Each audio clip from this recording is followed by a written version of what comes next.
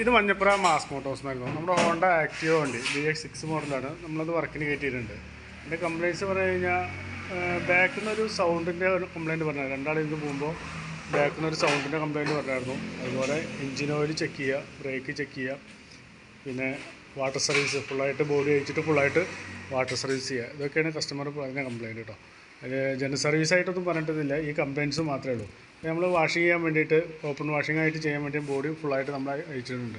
അതിൻ്റെ ബാക്കിലെ ബോഡി ഫുള്ളായിട്ട് അയച്ചിട്ടുണ്ട്. അതുപോലെ ഫ്രണ്ടിലെ ഈ കവർ അയച്ചിട്ടാണ് നമ്മളത് വാഷിങ്ങിലേക്ക് കൊടുക്കുന്നുണ്ട്.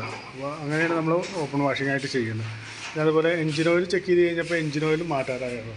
അപ്പോൾ എഞ്ചിൻ ഓയിൽ നമ്മൾ മാറ്റാൻ വേണ്ടി വെച്ചിട്ട് അപ്പോൾ എഞ്ചിൻ ഓയിൽ കൂടി മാറ്റുന്നുണ്ട്. അതുപോലെ ബ്രേക്കൊക്കെ അഡ്ജസ്റ്റ് ചെയ്യാണ്ട് 2 ബ്രേക്ക് നമ്മൾ അഡ്ജസ്റ്റ് ചെയ്ത് റീസെറ്റ് ചെയ്യുന്നുണ്ട്.